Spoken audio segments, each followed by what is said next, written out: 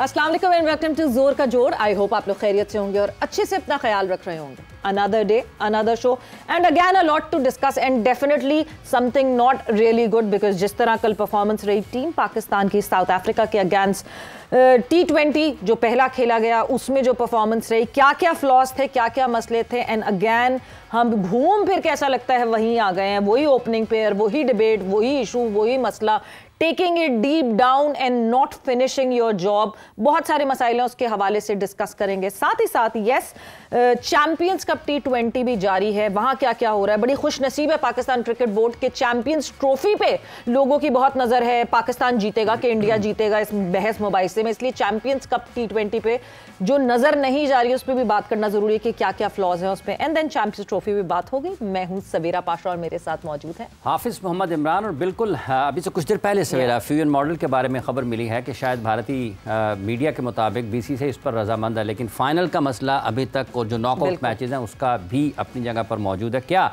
ये एक आगे बढ़ने का रास्ता होगा पाकिस्तान के लिए या फिर यहाँ से एक और डेडलॉक हो सकता है? ये वो सारी चीज़ें हैं जो ज़ेरे बहस आएंगी। हमारे साथ स्टूडियोज में मौजूद हैं इन तमाम मौज़ूआत पर गुफ्तगू करने के लिए पाकिस्तान क्रिकेट बोर्ड के साबिक चीफ सेलेक्टर जनाब अजहर खान साहब। अस्सलाम वालेकुम खान साहब। जी वालेकुम अस्सलाम, बहुत शुक्रिया आपका। इनके साथ मौजूद हैं test fast bowler Abdul Rauf. अस्सलाम वालेकुम अब्दुल रऊफ साहब। वालेकुम सलाम। बहुत शुक्रिया आपका। रऊफ साहब, पाकिस्तान हार गया पहला मैच, जैसे भी सवेरा ने कहा कि वही घूम फिर कर हम वहीं पर आ गए हैं। ये क्या मसला है? मतलब जॉर्ज लिंडे काबू नहीं आते, डेविड मिलर काबू नहीं आते, टीम काबू में आती है उसके बाद निकल जाती है। जॉर्ज लिंडे को हम हैट्रिक कराने वाले थे और जॉर्ज लिंडे देखें कि वो मेरा ख्याल है कि 2 और 2.5 साल के बाद उसका कमबैक हुआ और उसके बाद उसने पाकिस्तान की बैटिंग को आउट क्लास करके रख लिया। और ये सिर्फ पहला मैच जिस तरह आपने बात की, पहला नहीं है बल्कि ये 7 मैचेस हुए। ऑस्ट्रेलिया से पाकिस्तान वाइट वॉश हुआ T20 में, उसके बाद आप जिम्बाब्वे गए, जिम्बाब्वे से 1 मैच हारा पाकिस्तान, 2 मैचेस वहाँ पे जीते हैं और ये पहला मैच आप साउथ अफ्रीका से आ रहे हैं। तो इसका मतलब है कि 7 मैचेस में से पाकिस्तान 5 मैच हार चुका है और 2 मैचेस अभी तक वो जीता, वो दोनों जिम्बाब्वे के खिलाफ। तो मेरा ख्याल है कि something very seriously need to be address, क्योंकि इसमें काफ़ी चीज़ें आ रही हैं कि जिसमें जो टीम सिलेक्शन है वो भी कोई इतनी ज़्यादा अपग्रेडेड नहीं है। आप उसमें देखें कि आगा सलमान को कैप्टन बनाना, फिर उसकी आउट ऑफ परफॉर्म होना और उसके बाद फिर टीम से भी बाहर कर देना, तो ये एक अजीबोगरीब, उसके नाम से वाइस कैप्टन हटा देना, एक वो V और C लिखा हुआ था स्क्वाड में वो भी हट गया। देखें ना कि अगर आपने किसी को कैप्टन बनाया तो फिर एक लॉन्ग टर्म पॉलिसी होनी चाहिए, एक विजन होना चाहिए आपकी सोच में, और उसमें फिर उसको टाइम देना चाहिए। देखिए यही तो चीज़ है कि एक तो आप सोचते नहीं हैं और फिर आप पॉलिसी बना देते हैं और फिर पॉलिसी के बाद जो उसको इम्प्लीमेंटेशन होती है वो भी आप सही तरीके से नहीं उसको इम्प्लीमेंट करते और ड्यूरिंग द आप सीरीज आप कैप्टन को भी हटा देते हैं और फिर ना सिर्फ हटा देना बल्कि उसको टीम से ड्रॉप कर देना। ये सबसे बड़ा क्वेश्चन मार्क है हमारा जो सिस्टम है उसके ऊपर। बिल्कुल, सिस्टम के ऊपर बहुत बड़ा क्वेश्चन मार्क है। ये इधर से उधर फॉरेन प्रेशर ले लेना, अपनी डिसीजंस को बैक ना करना। अजहर साहब, एक बहुत मेजर डिसीजन जिसको बैक नहीं किया गया, मोहम्मद हफीज़ आए तो मोहम्मद हफीज़ ने बाकायदा इल्तिजा करके रिक्वेस्ट करके बाबर आजम से कहा कि नहीं जी आप एक 1 डाउन पे आएँ कि हम किसी और एक ओपनर को, चले रिजवान, क्योंकि रिजवान तो तैयार नहीं थे हटने के लिए, अब तो कैप्टन बन गया रिजवान, ऑल पावरफुल रिजवान, वापस आकिब जावेद के आने के बावजूद वापस हम उसी स्क्वायर 1 पे आ गए हैं। लग रहा था कि वो तब्दीलियां करेंगे, मगर डरते हैं क्या हमारे फॉर्मर क्रिकेटर्स, सीनियर क्रिकेटर्स, इन क्रिकेटर्स के सामने कोई डिसीजन लेने से? Why Babar Rizwan opening pair again? नहीं, देखें आप अपने डिसीजन को ना खुद ही न्यूलिफाई करते हैं।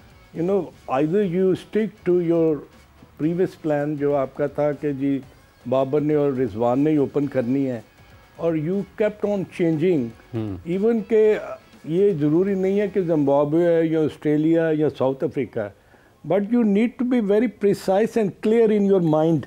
क्लैरिटी होनी चाहिए कि ये आपके टॉप 4 प्लेयर्स हैं, यही जो है ना according to the requirement of the team ये ओपन भी करेंगे, नंबर 3 भी आएगा और 4 भी आएगा।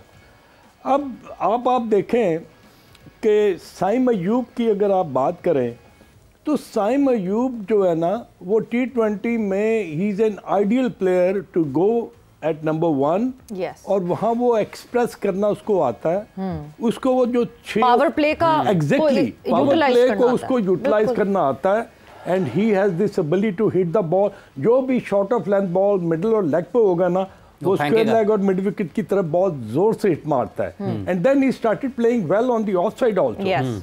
तो एकदम सडनली आपने उसको ड्रॉ पे नंबर 3 पर ले आए and then you brought back again के जी बाबर आजम और मोहम्मद रिजवान। अच्छा, यहीं पे अब्दुल रऊफ साहब, ये जो साइम आए हैं नंबर 3 पर, क्या वजह है? मतलब क्यों पाकिस्तान उस पर जुड़ा हुआ है? क्या रिजवान बहैसियत कप्तान नहीं चाहते हैं कि साइम के साथ वो ओपन करें? देखिए, जिस तरह अजहर भाई ने बात की ना, बिल्कुल उनको ठीक बात इन्होंने की है कि क्लैरिफिकेशन नहीं है, बिल्कुल भी आपके डिसीजन में नहीं है, आपको पता ही नहीं है आपने क्या करना। इस तरीके से आप कभी भी आगे नहीं बढ़ सकते। देखिए, आपको पूरा वर्ल्ड कह रहा है कि आप 2 स्टेप आगे जाते, 1 स्टेप आगे जाते हैं, 3 स्टेप वापस आ जाते हैं बैक, और फिर उसी जगह पे 1 साल के बाद आप खड़े रहते हैं। इसकी वजह ये क्या है कि आपका जो विजन ही नहीं है आपको पता ही नहीं कि पॉलिसी बनानी कैसे है। फिर सबसे बड़ा, जिस तरह इन्होंने बात की है कि हफीज़ आए थे, मिसबा आए थे, अभी आकिब जावेद आए हैं, तो देखिए ये असल प्रॉब्लम यहाँ पे है आपकी मैनेजमेंट में।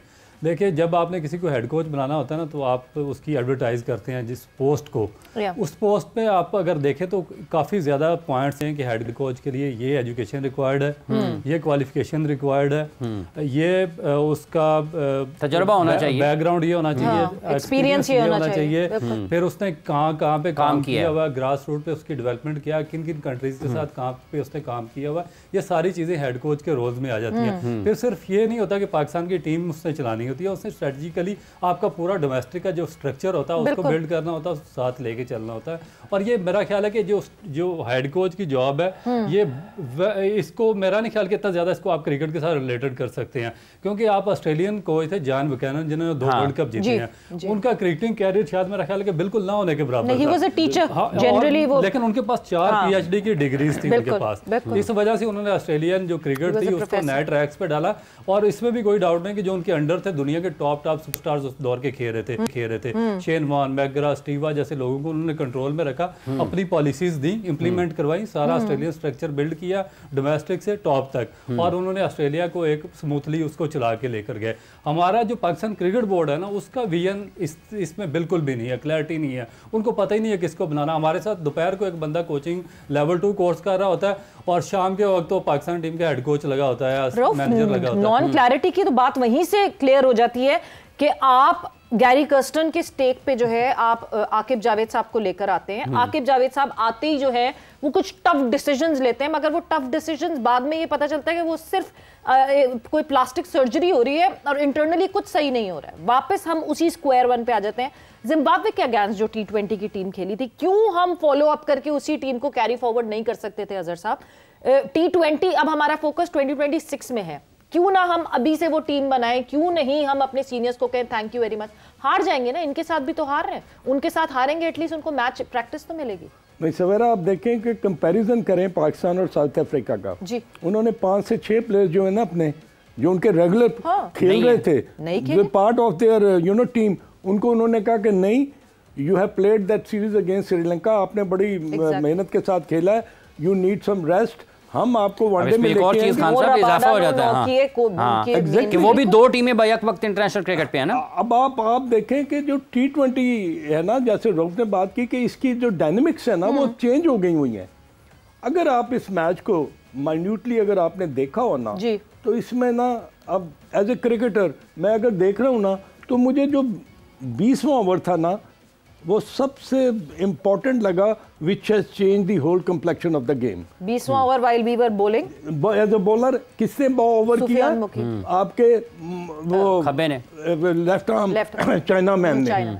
अब उसने 19 रन दिए। अब उस 19 रन से क्या हुआ कि जो एक मोमेंटम जो होता है ना, वो शिफ्ट कर गया किसकी तरफ? मतलब अब 160 से आप 180 प्लस चले गए। एग्जैक्टली। और हाफिज साहब 155 160 मतलब 141 फॉर 8। तो उसमें अभी 3.5 ओवर रहते थे। अब 3.5 ओवरों में जब उन्होंने 183 कर लिया, तो उससे क्या जाहिर हुआ कि अब पाकिस्तान की टीम के पास कम बैक करने के लिए आपके पहले 3 या 4 प्लेयर जो थे ना, उनको परफॉर्म करना था, उनको रन्स करने थे। आपका हमारा जो कैप्टन है मोहम्मद रिजवान, वो अगर 36 रन कर रहा है 44 बॉलों में, तो मुझे ये बताएं कि माइंडसेट क्या होगा और कहाँ पर आपकी टीम 62 गेंदों पर उन्होंने जो 74 रन ऑन बोर्ड